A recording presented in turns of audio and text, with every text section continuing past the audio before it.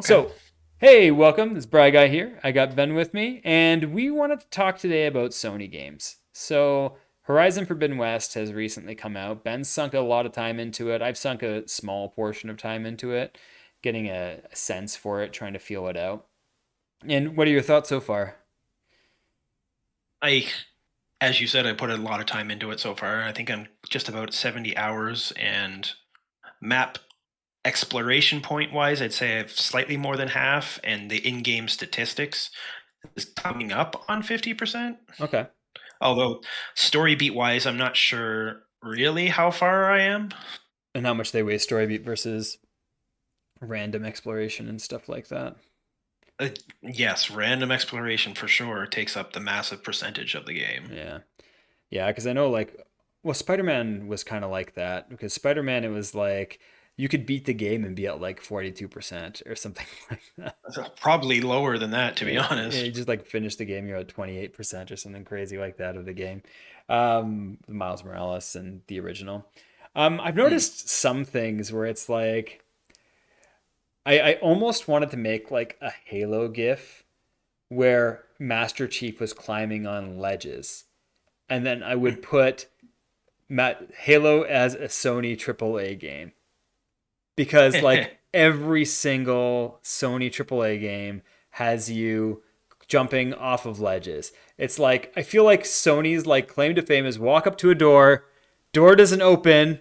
Here's a path of bricks that are sticking out in this exact direction, and it's like, oh, that's in God of War. It's in Horizon. It's in Uncharted. It's in less extent, but in The Last of Us. It's in Spider-Man, but Spider-Man you can do it freely, so it's not as bad. Spider-Man's like that aspect, but just expanded into the moon with And then there's Tsushima and Tsushima does both that too. Horizons. So Yep. so it's like there's all of these games, and it's like if I was to think of the exceptions to the rule, one of them wasn't truly a Sony game until they're recently acquired. Because Ratchet and Clank is probably one that's an exception to the rule, because it's Yeah. less about. I don't think there's almost any kind of climbing. There's platforming, but there's not climbing, and No. it's Well, it's but an old Sony style game. Their mascot era games. yeah, but it's not really like that anymore because like Sony used to have sorry, let me articulate that. Ratchet and Clank wasn't officially a Sony property until they recently bought Insomniac. I think they always published it all, so I think the rights were kind of in the air, but Insomniac was Yeah. always free to do whatever they wanted. Like Sunset Overdrive was an Xbox game. They just had such a strong partnership with Sony, and it was like I feel like Sony was always lukewarm on them, where they were like they were good enough, but they weren't sure whether to buy them. That's what it felt like for forever with like Resistance and Resistance Fall of Man and Ratchet and Clank and I'm sorry, with Resistance 2 and Resistance 3 and with some of their games did pretty well, but they weren't like always consistently. It was like always a strong B plus to A game was what Insomniac did. And it wasn't until Spider-Man that Sony was like, "No, you're what we want."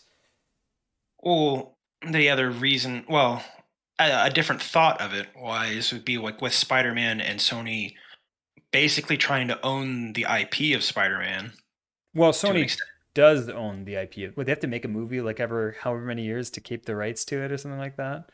Something along that lines, Yeah, yeah. because they can't just sit on it. When Marvel gave them the rights, they're like, you can't sit on it. You basically got to keep Well, using the property. when they bought the Bought them rights, ages ago. Yeah, yeah. When Marvel was like nearly going to die. yeah. But it's like I don't know. It's kind of like Sony has such a specific style. It's kind of weird that they haven't added like climbing walls to to Gears of War, like Halo. Or, it's like Xbox has Oh, never really tried an equivalent game. no, but that's because this is like one of the Sony mechanic games. It's like what distinguishes a Sony game, just like how there's certain mechanics that distinguish a Nintendo-based game, Yeah. and as you said with Gears, an Xbox-specific game. Yeah, is it like just shooters? But it's like, I mean, Nintendo kind of like bypassed all of that with Breath of the Wild, where it was like, forget ledges, everything. Just climb Eh, any surface.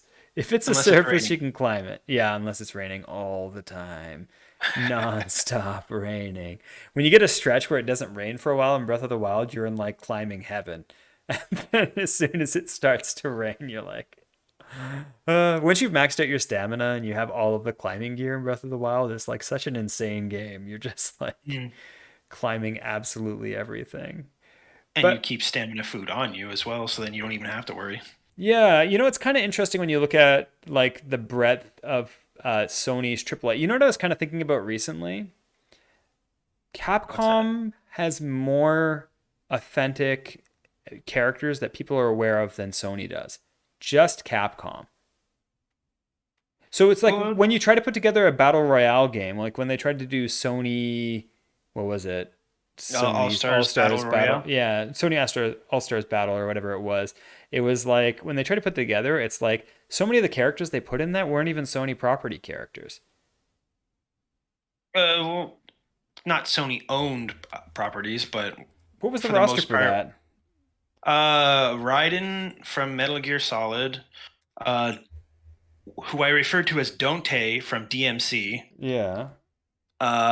Sweet Tooth, Okay. the cats from Sony Japan, So if we're looking at the roster, first of all, it's like their style base is like all all over the over the place, place. Yeah. all over the place. They don't have the consistent visual style that they had um, with um, with Nintendo, where it's like they can pull everyone into that space and they're completely tangible. So I'm looking at it now. It's like right there, we got. Okay, so some of these characters are completely irrelevant. Is that the Ape Escape guy over here? Yep. It's like digging. Got, Dante from DMC was in there. It Yep. wasn't even Dante from regular Capcom No, games. Okay, no, it was the remake. so like this roster's pretty sad, to be perfectly honest, for like 20 years of gaming at that point. It's like Hihashi is Tekken. That's not Sony. It has some faint association. Hellblade, yes, sorry, not Hellblade. Sen Heavenly Sword. Heavenly Heavenly Sword. Sword was was not that was it Ninja Theory, right? Yep. Now owned by Microsoft, funnily enough. Sweet Tooth, yeah, they closed that studio. Kratos is a legitimate one. Nathan Drake is legitimate. I guess Infamous is legitimate, but I don't know. I mean, Sucker Punch did better, I think, with Ghost of Tsushima than they ever did with Infamous games. Like they never had the same traction. Oh, they were Medieval, trying to make. Oh, like, I he's in loved it. I love Daniel Fortescue, but like like Still reaching. that's reaching pretty far. Like how many modern Sony gamers have any idea who that is, even with the recent Whoa. re-release? I was gonna say there is the remake out But I don't think now, that so sold particularly well. Big Daddy has no direct association with PlayStation. Okay, Parappa, I'll give you. I love me some Parappa, and that is a good time. But and Sly, but it's like this is pretty reaching. Like if you look at it, it's like the art style is all over the place. It doesn't feel like what Smash feels like. And I honestly, if you look at Capcom's roster, Capcom's better than this. Dante, Mega yeah. Man, Chris Redfield, like so many games. Beautiful Joe. It's like Marvel versus Capcom when they fill it, like put Zero in there. They could put so many characters from all these licenses, and it's like Capcom alone pulls a better roster than all of Sony for a game Yeah. like this. Well, they should put out a Capcom All Stars, They but should. they're not. They're It's just not going to. Marvel versus Capcom 3 without the Marvel. Yes. Capcom versus Capcom. Yes. They could do that. They could easily do that. But it's like, come on, even like all the Street Fighter characters and stuff. What? Just Capcom characters.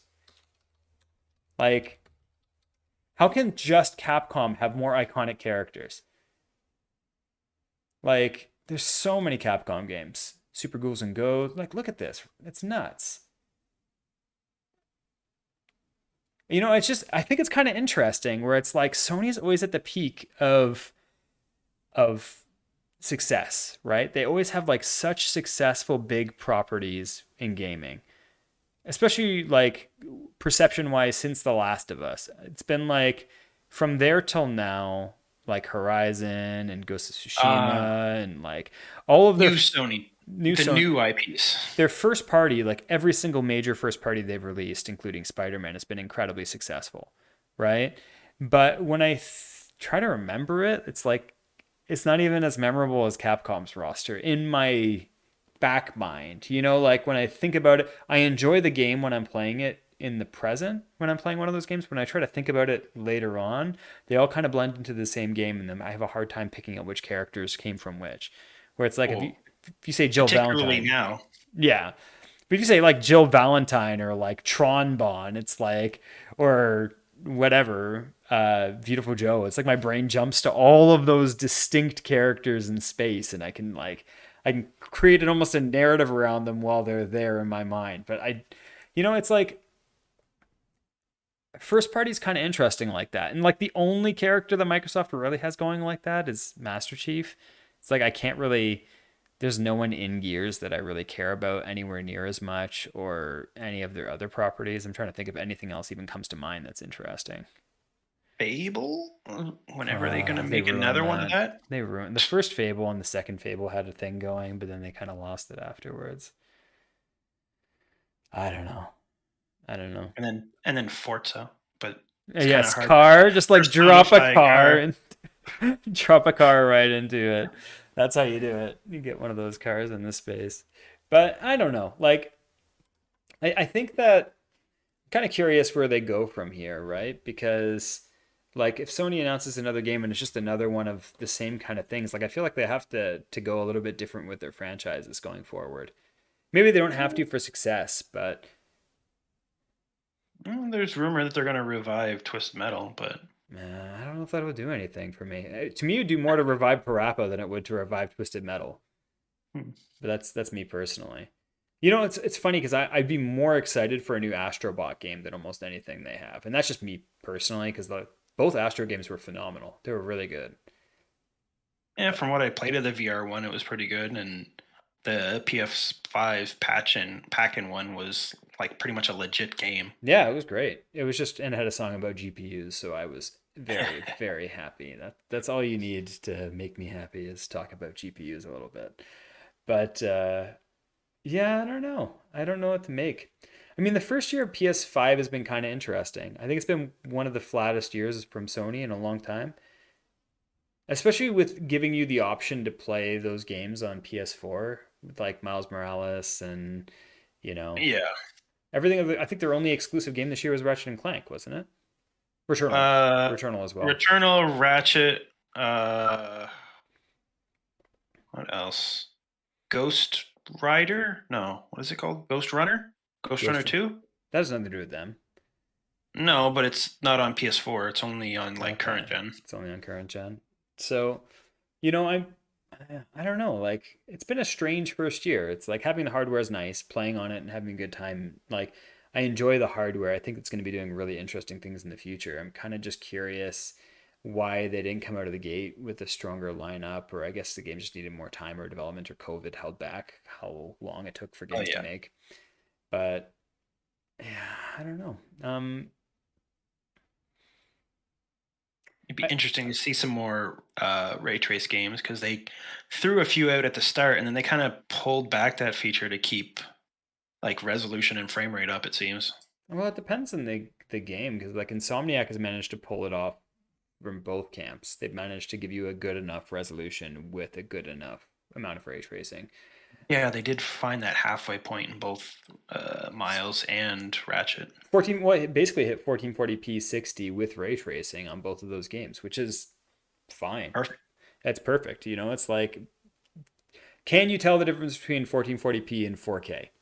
Yeah, it's like it's clearer. I mean, all of it really depends on what kind of anti-aliasing you use. If you have a good temporal solution, then it's like it's hard to tell between the resolutions. If you have any kind of more traditional anti-aliasing setup, then yeah, it gets a little bit more obvious. Which is actually kind of the interesting thing about both Elden Ring and um, Horizon is they both like their output's a bit raw, right? If you compare it to like RE3 make or RE2 make and the temporal solution they use there, it resolves the screen a lot better at 4K. Mm. But like it's harder to tell what the native resolution is, where when you mess around in either Horizon or Elden Ring, it's a little bit easier to see it. Mm. Um, I'm waiting for to see. I think next year we'll probably get one or two games that really raise the bar visually and kind of knock people off, but it won't be until the end of this year. And I don't even know what they are yet. I don't think they've You been don't think announced. you don't think God of War is gonna? It looks a bit too much like the first one, which not the Mm, first, the PS4 one. I mean, the PS4 one looked phenomenal, but like the character quality doesn't look like a huge leap. It doesn't look like Unreal 5 level leaps that we're seeing with some of the tech demos and stuff. It looks very good, but it's a little bit more of that gaminess. And mm. the Unreal 5 stuff I've seen so far kind of almost loses that gaminess that I'm used to. So I'm curious to see when some of the new engine tech, the much more pushed engines get pushed in. Oh, like Ghostwire Tokyo, because that'll be a Is that Unreal specific 5 this gen. game? It's a That I don't custom know. engine? Is it Unreal? What? Ghostwire That I Tokyo? don't know. But it is only a current gen. It's not on last gen. Yeah. The big thing though is like none of these games are using mesh shaders. Unreal 4, so it's just traditional kind of Unreal 4 engine. But none of these games are really pushing engine tech yet. None of them are using like variable rate shading with mesh shading with I mean variable rate shading is kind of you have to use it right because if you use it wrong it can start breaking up your image. But if you have a scene with depth of field in it, there's no reason why you couldn't use it on every pixel that's already going to be blurred anyways. Isn't this kind of slightly still new tech though? Well, you have to build it into your engines, right? So there's hardware acceleration for it in the PS5 and the Series X, but you have to drop last gen support before you can really implement it because it's built and you need to use an engine that's kind of tuning itself for the new hardware. So right now we're at the early point of the generation. And I think it's funny because everyone's already kind of like assessing the hardware based on what it's currently doing. But it's like, do you really go back and assess the PS4 based on like Clank and Shadow of what's the first Or Mortar game? Metal Gear Solid 4, because it was technically on You mean PS3 and five? PS4. You mean five? Five? But Was it yeah, five? yeah, it was Yeah. five. People still complain that four is only still on PS3 and there's no other way to play it. But the old man fight on the sub at the end. Come on, Ben. You know your Metal Gear. I know Uh, Metal Gear. I don't know the console it's on. oh, you don't remember the rectangle you played it on? Um, yeah, so we haven't really seen anything, and it's like there's two things. The push to include PC is limiting developers using that feature because there's only two lines of GPUs on the market that use those at all. So they'd be alienating everyone, and especially in a GPU shortage. Oh my goodness, could you imagine pushing a game that demands that you play with a new GPU when GPUs are impossible to find and ludicrously expensive? It's like that kind of thing's going to hold games back. There's lots of people still playing games with a 1060. And if you're expecting a 1060 to run the features that a PS5 and a Series X can do, you have no idea. You Gonna know, smell what a cooked egg is on top of your computer. yeah. Well, it's not gonna cook. It's just gonna run like garbage. And it's like if you don't have a 20 series or a Radeon 6000 series, you're not a feature match for what these consoles are capable of. So when they're fully featured, which is what we're going to see in a year or two, we'll see games come out with engines that are tuned that use all of the features, which is what you get two kind of pushes mid-gen that make a console interesting. And I'm kind of worried that PlayStation's multi PC, it's starting to transition towards a PC plus console approach. I'm kind of worried that's going to hold it back from making a console do everything it can do. I don't know about that because it's more they're pushing their old titles. Currently, Yeah, I don't see Sony doing like day and date or like timed exclusive PS5 titles to PC. It seems more of like pushing PS4 up to PC. yeah, I mean, that makes more sense technically to some regard, but I mean, I'm unsure what their strategy is going forward with the new CEO. It seems like they're much more likely to open up to it. And as hardware purists, the thing I love most about consoles is seeing every inch of what a machine can do. That's my favorite thing in seeing video games. Seeing video games pick a very specific piece of hardware, like cutting every issue with the hardware and pushing every strength. That's one of my favorite things. You get such like a beautiful crux of art direction that happens in games when they find that space. And those games, Uncharted 2. Uncharted 2, Resident Evil 4 did that for GameCube. Mm. Um, you could argue Shadow of the Colossus did that for PS2, although it ran at like 20 frames per second. You could argue you could argue that with several games. There's games like that on every generation. It's like even Resident Evil Revelations on 3DS.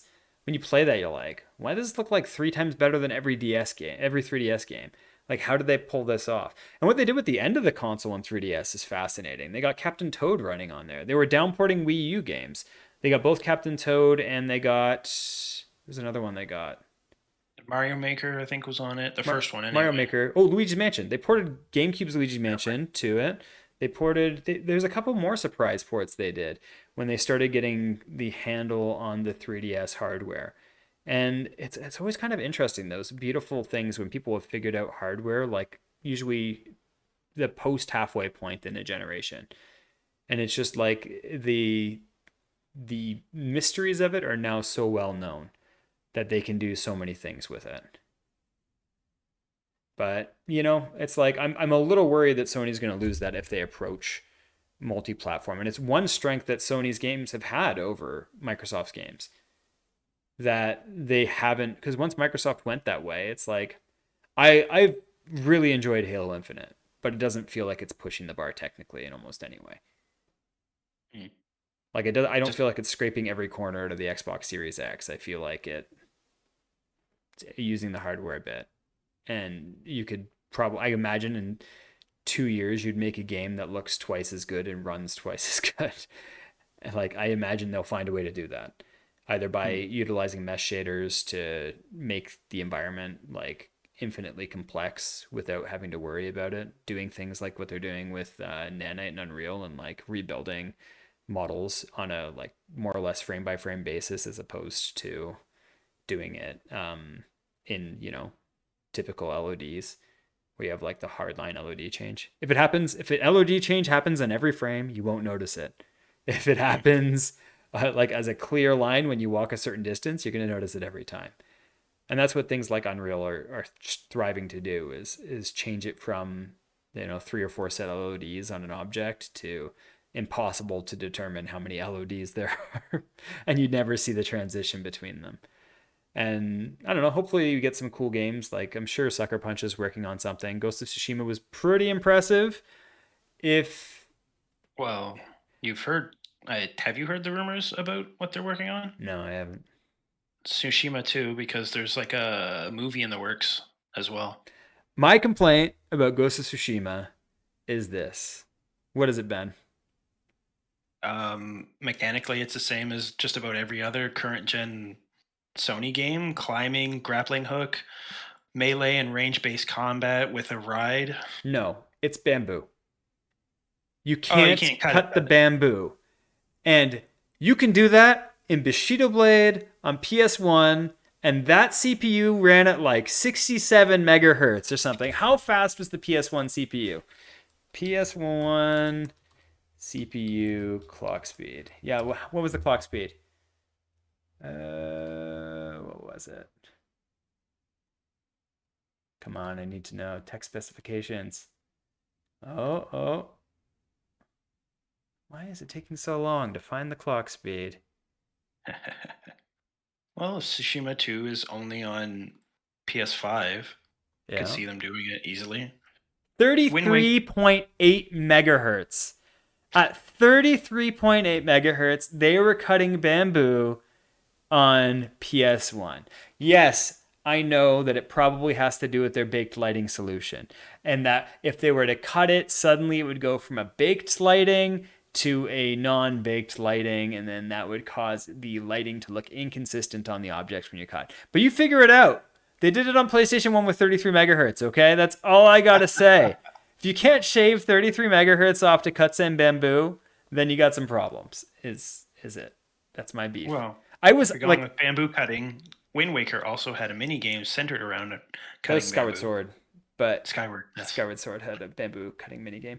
But regardless, like That was my big beef because when the announced Tsushima, my brain went immediately to memories of Bushido Blade and wanting to get that Bushido Blade feeling back, but without half an hour loading times every time you die. And wandering around the Japanese countryside. That was kind of the joy, and they failed on that by not having Bamboo Thicket recreated. All they needed was some bamboo they could cut. Anyways, that's my beef with that specific wonderful game. Amazing game with one fundamental bamboo flaw. I really enjoyed it, but I stopped playing when I got past the second island. Like when I got to the second island, the second half of the island, when they break up, like I did almost every little side quest and had so much fun in the first half, and then when I went to the next part, I was like, I've had my fill. I think I'm good. Well, that's a problem with Sony games. If you want to call it a problem, they tend to be a little too saturated with side stuff Yeah. just to bloat it up. Yeah, I mean, there's a lot they do right. I mean, their graphics tech's been nuts for a long time. They were so far ahead of the rest of the industry for the entire PS4 gen. It was like their games visually were like two leaps over everyone else, and they've been like that since PS3 really. Even though the 360 had technically a better GPU and stuff, it's like the games that use the combo of the cell and the GPU in the PS3, like they did push beyond what at least Xbox was doing with art direction. Hmm. So All thanks to Naughty Dog. mostly Naughty Dog, yeah. I'm trying to think if there was anything else that even came close to what Naughty Dog was doing. No, I don't not think really. so. It's just Naughty Dog. It was like anytime anyone was defending the PS3, it would be like you get like an inferior port of like Soul Calibur on PS3, and it'd be way better on Xbox, and they'd be like, "But Uncharted 2 looks better than everything on Xbox." And you're like, "Okay," but you're playing a worse version of Soul Calibur, so what do you want to do? Or like Street Fighter 4 was the same. Street Fighter 4 was better on. It dropped resolution on the PS3, and it maintained its full resolution the entire time on the Xbox 360. And it ran at 59 frames on PS3, if I remember I think correctly, where it so. was 60 on 360. It might have been something like that. It's like Mario Kart 8 Deluxe, Mario Kart 8 on the Wii U dropped like 1 frame every second, and I don't know if they were doing something crazy like doing all of their CPU calculations on the GPU and then just using that one stall to queue up all sorts of calculations. But anyways, it's like I love first party games because they're the ones in the know of hardware. So it's like whether it's Nintendo or Microsoft or Sony, whatever the party is, they get an opportunity to dig into the specific hardware in a way and also get all of the documentation, talk to the creators of it, find out weird nooks and issues with like cache memory or like different memory hierarchies and doing lots of little things to get every single nook of power out of these devices. And that's kind of one of my favorite things to see in games. I wish that there was more of that. Um, and Capcom was always one that did such a good job pushing the corners of hardware as well. And same with, Square in its prime before all of the other stuff. But there's like, and the Steam Deck's coming out, and I'm really excited for the hardware, but I don't think it'll ever have that. Are I you excited for Gabe to hand deliver it to your I don't door? think you will. I don't think he's coming to Toronto. If he came to Toronto, I'd be pretty excited. I could talk to Gabe Newell. I bet I could have a good conversation with Gabe. We could talk about lots of things, but I very much doubt it. For some reason, despite being in the very first minute of Steam Deck pre-orders, and I was pushed apparently to the second window. So Because you're mine Canadian. maybe because I was getting upset because on the forums there were some people that had theirs at like 5 minutes or 7 minutes that got their ship that day, and I was like, I have my receipt proof. I was in the first minute of Steam Deck pre-orders, and I didn't get in the first release window, and that kind of drives me nuts because I wanted to mess around with it. I have preset so many games to test it out. I have all the Resident Evils downloaded and ready to go, and Devil May Cry 5, and then Ace Combat 7, and I have like games I just wanted to test out in a bunch of different engines to get a sense of Ooh, well, you could test out the RE engine games like Remake 2, Remake 3, and 7.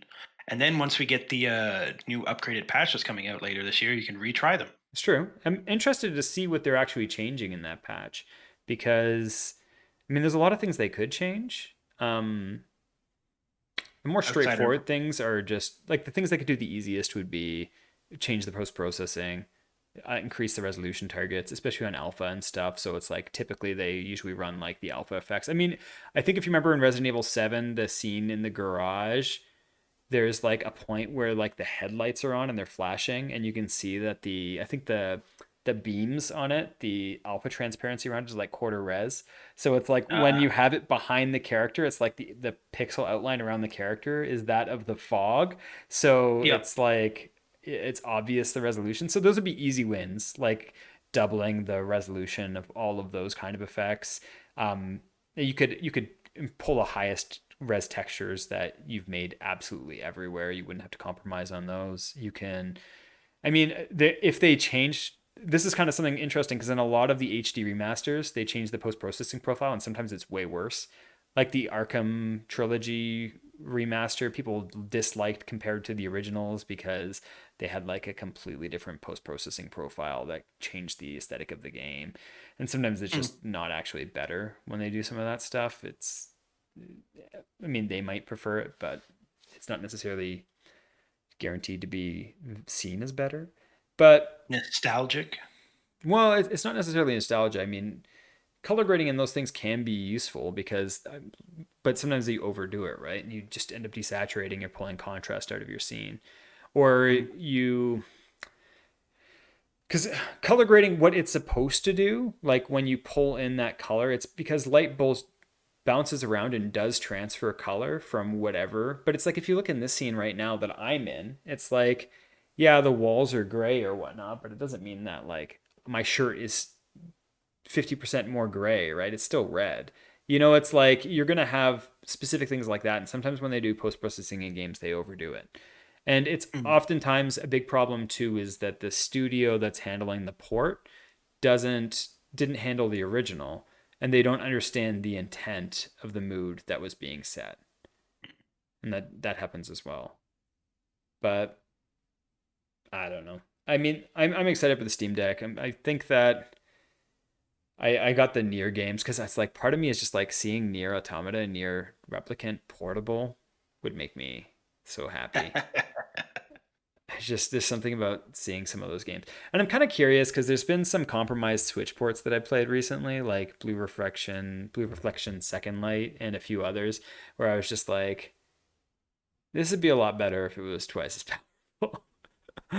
If it had a much higher resolution, it wasn't like turning all of its effects to like quarter res, then it would just be a much more pleasant experience. But I don't know. I don't know. Climb lots of ledges, have some nice high overlooks, and then you got yourself a Sony game. Yeah. Is there any other primary features of a Sony game we're missing? Uh, well, in Horizon, they kind of pulled back into like an old. I don't know if it's necessarily Sony, but like a PlayStation 1 era game mechanic that I don't think I've seen in quite a while that surprised me that it was in Horizon 2. Which is what? Block puzzles. Oh, the old push and rotate blocks. I Yeah. love. I was playing Soul Reaver 1. I finished Soul Reaver 1 what was it 4 weeks ago? 3 or 4 weeks I was ago? gonna say like a month ago, yeah. Yeah, I played through the whole game again, and I loved it. I don't know why. There's so much that's bad about that game, but it didn't stop me from being motivated to play and finish it. It's Mhm. like, and that's kind of like a special thing. I'm missing PS1 games lately. I miss the wonky abashedness. I don't even know how to word it. It's like they didn't have things figured out in 3D yet, and they were just trying things. Like if you go from jumping Flash to Armored Core to like Ape Escape to Mega Man Legends to Metal Gear, all of those games are blindsiding you. It's not like there's anything coherent to carry you from one to the other. It's like you play that and you're like, the next game you play, like, what the heck? It's like, it wasn't like all of the controls were standardized. It's just like, and then you play Soul Reaver and you're like, what is going on here? You know, it's like, I miss that in a way. It's like games are almost too figured out now, where Hmm. it's like, and it's not in a Yeah, bad way because most of those things do make gameplay better, but it's just like, I don't know. Pop in Breath of Fire 4, play it for a bit, and then pop in like Jet Moto 2. And you can be like, what is going on here? And then you pop in like even like something similar. Like if you went from Jet Moto 2 to like Omega Boost, you'd be like, what? What happened in between those two games, right? It's like the cameras, the way that they worked, the controls. Is the camera handled by L and R? Is it handled by the second joystick? Is it handled? Is there any game on PS1 that even used the second joystick as a camera? it would have been like the very End of end it. era games. It would have had to have been a game like Ape Escape or something like that, because so many games I had pre-rendered backgrounds.